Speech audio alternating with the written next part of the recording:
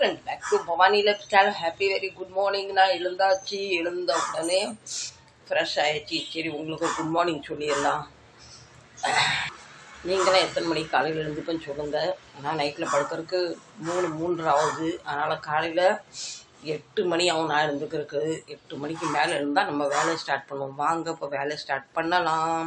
வீடியோக்குள்ளே போகலாமா? வாங்க வீடியோக்குள்ளே போகலாம். எல்லாம் வந்துட்டாங்க. பசிக்குது எல்லாருக்கும். முதல் காக்காவுக்கு தண்ணி வச்சிடணும். தண்ணி கேட்பாங்க. அவங்க தண்ணி கேட்காங்களோ இல்லையோ நம்ம கடமையை நம்ம செய்யணும். பிஸ்கெட்டும் கொடுத்தாச்சு. கூட ஒரு பிஸ்கெட் வச்சுருவோம். இவங்க தனியாக சாப்பிட மாட்டாங்க. இப்போ கூட்டமாக தான் சாப்பிடுவாங்க. நைட்லேயே படுக்கிறதுக்கு முன்னாடி எல்லா பாத்திரத்தையும் தேய்ச்சி கழுவி வச்சுட்டு இந்த கூடையில் வச்சுருவேன். தண்ணிலாம் வடிஞ்சிடும். காலையில் வேலை அதை எடுத்து அடிக்கிடலாம். பின்ன நம்ம டீயை வைக்க ஸ்டார்ட் பண்ணிடலாம். டீ கொதிக்கிற கேப்பில் பாத்திரத்தையும் கவுத்திடலாம். வந்து என்னென்ன சேர்ப்பேன்னா, இஞ்சி,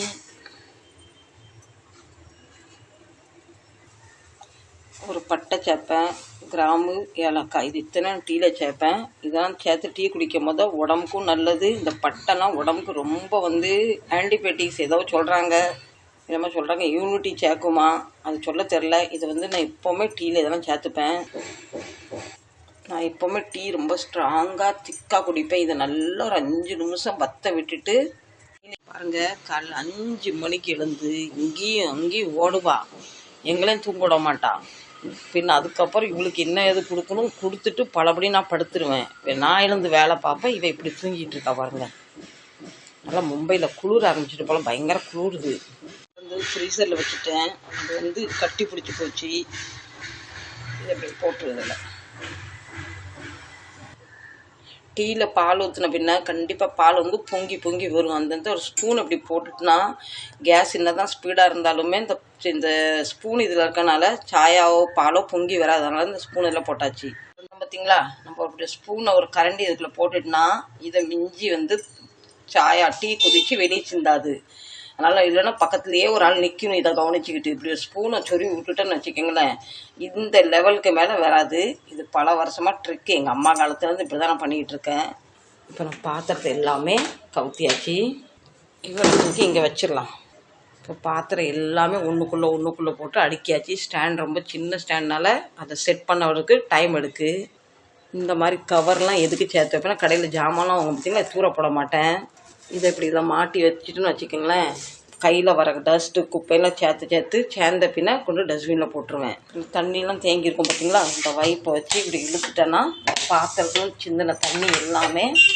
எப்போவுமே பாத்திரம் தேய்ச்ச உடனே நம்ம ஸ்டாண்ட் எடுத்து கவுத்திடக்கூடாது. ஸ்டாண்டும் வம்பாயிரும், ஒரு மாதிரி ஈர ஸ்மெல் வரும். இப்படி பாத்திரத்தில் கூடையில் அடுக்கி வச்சுட்டு இப்படி தான் ஆர்கனைஸ் பண்ணுவேன் கிச்சனை. இப்போ நேற்று நைட்டில் இட்லிக்கு மாவு அரைச்சி வச்சுருந்தேன். நல்லா சூப்பராக பொங்கியிருக்கு. பயங்கரமாக குளிர் அடிக்கி பொங்காதுன்னு நினச்சா நல்லா பொங்கியிருக்கு. வாங்க போய் இட்லி ஊற்றிடலாம். நம்ம தீ வைக்கிறதுக்கு இதில் எதுவும் துணி எதுவும் போட மாட்டேன். கொஞ்சோண்டு ஆயில் அப்ளை பண்ணிடுவேன். அது எனக்கு தான் சில துணி போட்டு இட்லி அவிக்கிறது, அந்த துணி மீண்டும் துவைச்சி அதை காய வச்சு எடுக்கிறது ஒரு பிடிக்க மாட்டேக்காது. அதனால் இப்படி ஊற்றிட்டேன்னா சூப்பராக இட்லி வந்துடும். நீங்கள் இட்லி அவிக்கிறதுக்கு துணி போடுவீங்களா? இது மாதிரி ஆயில் தட்டுலாம் சொல்லுங்கள். நான் பல வருஷமாக இப்படி துணி போடாமல் இப்படி தான் இட்லியை வச்சுக்கிட்டு இருக்கேன். ஆனால் இட்லி எடுக்கும் போது நல்லா பூவாக வரும் ஒட்டாமல். இது பச்சரிசி மாவு இட்லி. சில நேரத்தில் புழுங்கரிசி சேர்ப்பேன். ஆனால் இன்றைக்கி வெறும் பச்சரிசி, உளுந்து, புழுங்கல் அரிசி ஆட்டி நம்ம இட்லி வச்சா நல்லா சில்கியாக சாஃப்டாக வரும். பச்சரிசியில் அரைச்சி நம்ம இட்லி ஊற்றுனா நல்லா பாஞ்சியாக புஸ்ஸுன்னு அப்படியே பலூன் மாதிரி வரும். இது 2 தான் வித்தியாசம். டீ வைக்கிறேங்க. நான் போட்ட டீ இப்படி திக்காக இருக்குது. எனக்கு ஒரு திக்காக டீ குடிக்க ரொம்ப பிடிக்கும். ஏன்னா நான் போட்ட இன்க்ரீடியன்ட் பார்த்தீங்களா, அது போட்டால் டீ திக்காகவும் டேஸ்ட்டாகவும் வரும். கொஞ்சம் சீனி பத்தலை, அதெல்லாம் எக்ஸ்ட்ரா சீனி போட்டிருக்கேன். இப்போ வாங்க நீங்களும் ஒரு சிப் எடுத்துக்கோங்க. ஷியோர். இதை இப்படி அவசரமாக கபகபன்னு குடிக்கக்கூடாது. இந்த பக்கம் அப்படியே நம்ம இயற்கை, நம்ம பிள்ளைங்க, நம்ம செடி கூட பேசிக்கிட்டு எப்படி இருக்கீங்க, நல்லா இருக்கீங்களா, என்ன ஏதுன்னு கேட்டு அப்படியே அவங்க கூட பேசிக்கிட்டு இந்த டீ குடிச்சு அவ்வளோ சுகமாக இருக்கும். என் வீட்டு செடியில் இப்போ இந்த வெத்தலை கொடி ஓடி அவ்வளோ மற்ற பூச்செடியை, கருவேப்பிலை எல்லாம் அமுக்கி போச்சு. தக்காளியில் தக்காளி செடியில் நிறைய பூ போட்டிருக்கு. இது பாருங்கள் எல்லாமே க்ரீன் க்ரீனாக இருக்குன்னா கையில் பிடிச்சிட்டு தக்காளி பூ போட்டிருக்கு. இதெல்லாம் வந்து நான் தக்காளி செடி வாங்கி நட்டுலாம் வைக்கல, காய்கறி வேஸ்ட்டெல்லாம் கொண்டாந்து இப்படி போடுவோம் பார்த்தீங்களா, அதிலே வந்தது தான். என் வீட்டில் பிரண்டை இருக்குது. ஒரு நாள் நான் துவையல் அரைக்கும் போது உங்கள்கிட்ட கண்டி காட்டுறேன் பாருங்கள். இது கை வச்சுருக்கேன் பார்த்தீங்களா, இது பிரண்டை. இன்னும் கொஞ்சம் வளர்ந்த பின்னாடி கண்டிப்பாக வந்து துவையல் அரைக்கும் போது உங்களை காட்டுறேன். இந்த வெத்தலை கொடி வந்து எல்லா செடியும் டிஸ்டர்ப் பண்ணுது. எல்லாம் போட்டு ஒரே அமுக்கு. கருவேப்பிலாம் இருக்கிற திசையே தெரியல. ரோஸில் வந்து நிறைய மொட்டு போட்டுரு, குட்டி குட்டி மொட்டு. வாங்க நம்ம அந்த சேரில் உட்காந்து டீயை குடிக்கலாம். 1000 நமக்கு வேலை இருக்கும். அந்த மத்தியிலையும் கொஞ்சம் ஒரு 10 நிமிஷம் ரிலாக்ஸாக அந்த சேரில் அப்படி சாஞ்சி இந்த டீயை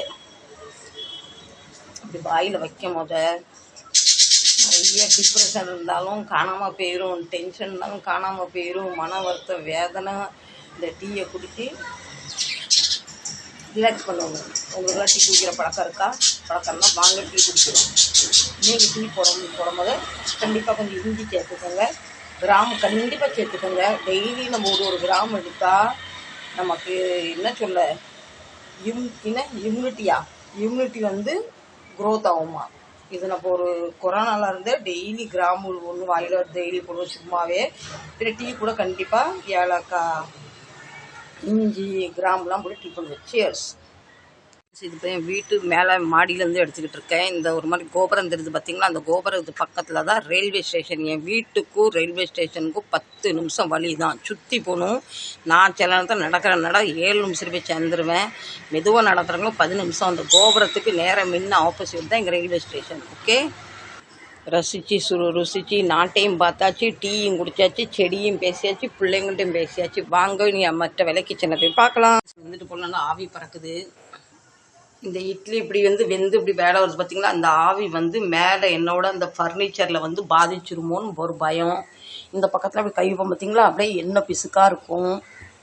இது இத்தனைக்கும் நான் அடிக்கடி க்ளீன் பண்ணுறேன். அதனால் என்ன செய்ய. இது வந்து பெரிய கேஸ் இட்லி. இது வந்து பெரிய கேஸ். இட்லி வந்து பெரிய கேஸில் வச்சா தான் நல்லா வெந்து வருது, புஃப்னு வரும். இது ரொம்ப சின்ன கேஸ். இது மீடியம் கேஸ். இதில் வந்து அவ்வளோ மோஸ்ட்லி வைக்க மாட்டேன் இட்லி. எப்போவுமே இதில் தான் வைப்பேன். வெந்துட்டான்னு பார்த்துக்கலாமா. நான் சொன்னல பச்சரிசி மாவில் இட்லியை வச்சா நல்லா புஷ்ஷுன்னு இப்படி பலூன் மாதிரி வரும் பாருங்கள், சாஃப்டாக வெந்துட்டு. இப்போ இட்லி எல்லாம் நம்ம ஹாட் பாக்ஸில் எடுத்து வச்சிடலாம். இட்லி வந்து ரொம்ப சூடாக இருக்குது. அது ஆறுற வரைக்கும் வேறு ஒரு வேலையை செஞ்சிடலாம். நம்ம எப்போவுமே தூங்கி எழுந்த உடனே இந்த படகை அப்படியே விட்டுறக்கூடாதான். எடுத்து 2 இப்படி தட்டணுமா, நம்ம எழுந்துருவோமா.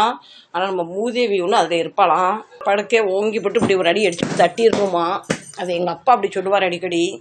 அந்த மூதேவி வந்து தூங்கிக்கிட்டே இருப்பாலாம். நம்ம மூடி படுக்கிற பெட்ஷீட் ஆகட்டும் எதாகட்டும் ஒரு உதறி. இது உண்மை தான் ஃப்ரெண்ட்ஸ். காலையிலே எழுந்தோன்னே தூங்குற படுக்க எடுக்க எல்லாம் பெட்ஷீட்லாம் எடுத்து இப்படி வச்சிடணும். அது எத்தனை பேர் உங்களுக்கு தெரியாது. இதெல்லாம் வந்து எங்கள் அம்மா அப்பா இதெல்லாம் ரொம்ப ஃபாலோ பண்ணுவாங்க. நானும் அப்படியே செய்கிறேன். அதை பாருங்கள், நம்ம இட்லி எப்படி வந்திருக்கு பாருங்கள், தெரியுதுங்களா. நல்லா ஸ்பான்சியாக ஒட்டாமல். இட்லி நம்ம பித்ருவுக்கு நம்ம முன்னோருக்கு வச்சிடலாம். என் வீட்டில் எப்போவுமே சாமிக்கும் காக்காவுக்கு தான் சாப்பாடு வைப்பேன். ஃப்ரெண்ட்ஸ், உங்களுக்கு ஒன்று தெரியுமா, இந்த ஹோட்டல் நடத்துகிறவங்க, டீ கடை நடத்துகிறவங்களாம் 1 கப் போட்டோடனே காக்காவுக்கு தூக்கி போட்டுருவாங்க. சொல்லுவாங்க காக்கா மாதிரி வந்து கஸ்டமர் வருவாங்க, காக்கா வந்து தூக்கிட்டு போகிற மாதிரி கஸ்டமர் சாப்பிட்டு போவாங்கன்னு சொல்லுவாங்க. நான் இது சின்ன பிள்ளையிலேருந்தே கேட்டு ஒரு பழகின கதை. அது மாதிரி வீட்டில் சாப்பாடு தெய்வத்துக்கு வைக்கணும். இல்லைன்னா சின்ன குழந்தைங்கிறது தான் மும்பையில் அப்படி செய்வாங்க. பெரிய ஆளுக்கு சொல்லுவாங்க நரகாசுரம் மாதிரி சாப்பிட்றவனுக்கு சாப்பாடு கொடுத்தா சாப்பாடு ஒரே நிமிஷத்தில் தீந்துருன்னு சொல்லுவாங்க. என் வீட்டில் எப்போ நான் சமையல் பண்ணணும் நான் சாமிக்கு வைப்பேன். இப்போ காக்கா ரொம்ப டிஸ்டர்ப் பண்ணனால காக்காவுக்கு வச்சாச்சு. இட்லி வந்து இருக்கிறதுக்கு முன்னாடி லேசாக அப்படி தண்ணியை துளிச்சிட்டுனா இட்லி வந்து நல்லா பிய்யாமல் வரும்னு சொல்லுவாங்க. இல்லைன்னா பிஞ்சு போகும். நம்ம ஸ்பான்சியான இட்லி சூப்பராக இவ்வளோ ஸ்பான்சியாக இருந்துருக்கு பாருங்கள், தெரியுதுங்களா. இது வெறும் பச்சரிசியும் கொஞ்சம் வெந்தயம் கண்டிப்பாக சேர்த்துக்கணும். இட்லி ரொம்ப ஸ்பான்சியாக வரும். பச்சரிசி, வெந்தயம், உளுந்து நான் நிறைய போட மாட்டேன். 4 கிளாஸுக்கு 1/2 கிளாஸ் உளுந்து தான் போடுவேன். இப்போ அப்படியே மூடி வச்சிடலாம். கார சட்னி பண்ண போகிறேன். தக்காளி, வெங்காயம், பூண்டு. நான் உணவோட வந்து நிறைய பூண்டு சேர்த்துப்பேன். இதை அப்படி தட்டிடலாம். இதில் கொஞ்சமாக உப்பு, 1 ஸ்பூன் காரத்துக்கு காரப்பொடினா மிளகாத்தூள். இதுக்கு வேறு எதுவும் சேர்க்க மாட்டேன். நல்லா வதக்கி ஆற வச்சு அரைச்சிடலாம். இப்போ நான் சொன்னேன் பார்த்தீங்களா, இப்படி குப்பை சேர செய்ய இந்த கவரிங்க மாட்டிருப்போல இதற்குள்ளே எடுத்து போட்டுருவேன். இந்த இடத்துல போய் ஒதுக்கியே வைக்க மாட்டேன். இதெல்லாம் வேலை முடிஞ்ச பிறகு கொண்டு போய் டஸ்ட்பினில் போட்டுருவேன். காரோட கிச்சன் கவுண்டர் டாப் வந்து ரொம்ப சின்னது. மொத்தத்தில் பாருங்கள் இவ்வளோ தான் இருக்குது. அதில் கொஞ்சோண்டு மஞ்சள் மசாலா ஸ்டாண்ட் வச்சுருக்கேன். இங்கே கேஸ் வந்துட்டு மீதி இருக்கிறது இவ்வளோ இடம் தான். ஃப்யூச்சரில் எனக்கு வந்து இந்த இடத்துல இந்த மாதிரி ஒரு திண்டு கட்டணும்னு ஒரு ஆசை. ஃப்யூச்சரில் பார்க்கலாம். நம்ம நினச்சதெல்லாம் இது நடக்கிறது இல்லை. அப்போ இன்னும் இந்த டேபிளை ஹாலில் போட்டுட்டு இந்த நம்ம கிரைண்டரு பின்ன நம்ம இந்த மிக்சரு நம்ம மைக்ரோவெல்லாம் இப்படி வந்துடும். சரி, அது அப்புறமா பார்க்கலாம். இப்போ தேங்காய் சட்னி அரைக்க போகிறேன். நமக்கு இது ரெடி ஆகிற கேப்பில் நம்ம தேங்காய் சட்னி ரெடி பண்ணால் டக்கு டக்குன்னு வேலை முடிஞ்சிடும். தேங்காய் சட்னிக்கு நான் என்னென்ன சேர்ப்பேன்னா தேங்காய், பச்சை மிளகா, பூண்டு, கொஞ்சமாக உப்பு. தேங்காய் சட்னியில் மட்டும் பார்த்து உப்பு போடணும். டக்குன்னு உப்பு போடிடும். அதை பாதி உப்பு போட்டுட்டு பின்ன வேணும்னா திருப்பி 2வது உப்பு போட்டுக்கலாம். இதை அப்படியே சும்மா அடிச்சுட்டு வந்துடலாம். இப்போ மறுக்க நிறங்குறான்னு அடித்து எடுத்தாச்சு. இந்த ஸ்டேஜில் கொஞ்சமாக தண்ணி, கொஞ்சமாக பொரிக்கடலை குறைய போடணும். நிறைய போட்டால் சட்னி மாவு மாதிரி ஆயிரும். இன்னும் கொஞ்சம் தண்ணி ஆட் பண்ணி சட்னியை அரைச்சி தேங்காய் சட்னி அரைச்சாச்சு. வேற ஒரு பாத்திரத்துக்கு மாற்றிடலாம். எப்போவுமே சட்னி தாளிக்கும் போது நிறைய எண்ணெய் ஊற்றக்கூடாது. ஏற்கனவே நம்ம தேங்காயில் நிறைய எண்ணெய் விடும். சும்மா ஒரு 1/2 ஸ்பூன் எண்ணெய் விட்டால் போதும். சட்னி ரெடி. இந்த சட்னி தாளிக்கும் போது ஒரே ஒரு காஞ்ச மிளகா பிச்சு போட்டால் சட்னி நல்லா மரமாக இருக்கும். ஆனால் என்கிட்ட வந்து தீந்துட்டு காஞ்ச மிளகா. இப்போ அவ்வளோதான், அந்த தேங்காய் சட்னி ரெடி. இதை அப்படியே கலக்கிக்கலாம். இந்த கரண்டி வந்து ஒட்டியிருக்கோம் பார்த்தீங்களா, ஒரு ஸ்பூன் எடுத்து ஊற்றி அதை வேஸ்ட் பண்ணக்கூடாது. இந்த ஜீரக கடுகெல்லாம் இப்படி தட்டிடணும். அடுத்து நம்ம இப்போ கார சட்னியை அரைச்சிடலாம். முடிச்சா நம்ம வேலை முடியும். அரை சட்னி சூப்பராக அரைச்சாச்சு.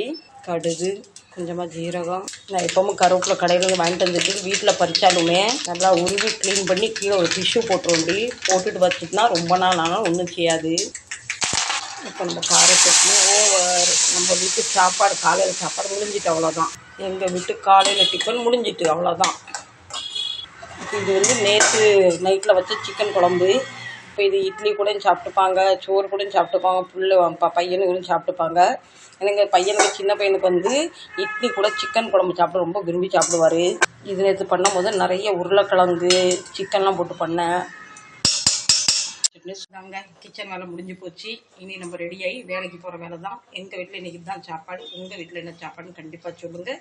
என் வீடியோ எங்கேயாவது ஒரு இடத்துலையாவது உங்களுக்கு வந்து ஏதாவது யூஸ் ஆகுதா கண்டிப்பாக கமெண்ட் பண்ணி சொல்லுங்கள். அது மாதிரி நீங்கள் எந்த ஊர்லேருந்து பார்க்குறீங்க அதுவும் எனக்கு கமெண்ட் பண்ணுங்கள். நல்லா ஃபீட்பேக் தாங்க. சரிங்களா? மீண்டும் நல்ல பதிவு சந்திக்கிறேன். அதுவரை உங்களிடம் வந்து விடைபெறுவது உங்கள் பவானி லைஃப் ஸ்டைல்.